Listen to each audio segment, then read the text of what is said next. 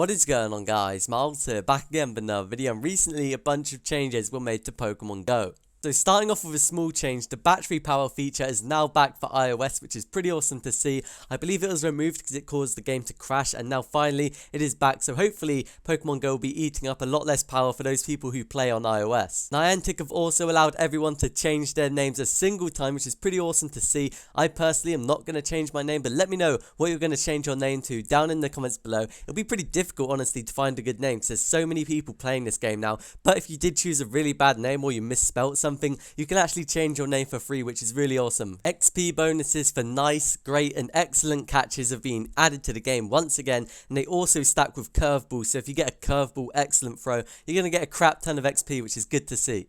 Finally also made some changes to the tracker. Some of them are really good, some of them are really bad in my opinion, but typically if you find a Pokemon now, there's going to be a bit of grass behind it. I've put an image on screen of what it looks like when a Pokemon is nearby. They still don't have the footsteps, and I don't think the footsteps are going to be returning, but now if there's a Pokemon nearby, you see a picture of the Pokemon, and you also see some grass behind it if it's in some random area, which isn't really useful at all. We don't have any idea which direction it is or how far away it is. We just see this grass, and I believe that shows up for any Pokemon in a 200-meter radius, so it's going to be pretty interesting to see how that plays out. Hopefully they'll improve it a little bit in the future, but one of the good features about the tracking is now if you have like more than one Pokemon in your nearby list, it won't take up the entire nearby list, which is really good. So say you have 5 Pidgeys nearby you, it's not going to take up 5 slots on the nearby list, it's only going to take up 1 slot, which is really good because that means other Pokemon can also be found on that list. But one really good update which came with the tracking patch is that now if Pokemon are actually found at Pokestops,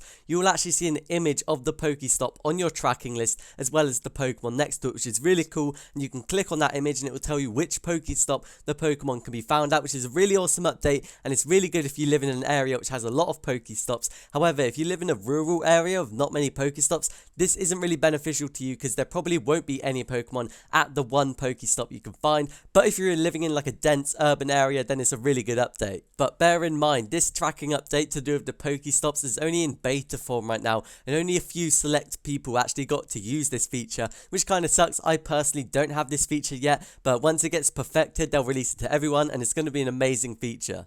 So they are the changes made to the Pokemon Go game in the recent update. Let me know what you think of them down in the comments below. I really like the tracking update for the Pokestops, but for like non-Pokestops, I still think it really needs to be improved. It just doesn't seem that great if you live in a rural area because you have no idea where you can actually find the Pokemon because you just have a picture of the Pokemon and then some grass in the background. It's not useful at all for finding Pokemon, especially with the third-party sites like Pokevision down. It's still going to be really difficult to find Pokemon in the rural areas, but let me know what you think down in the comments below. Also be sure to subscribe for more Pokemon Go videos, and I'll see you guys in my next video.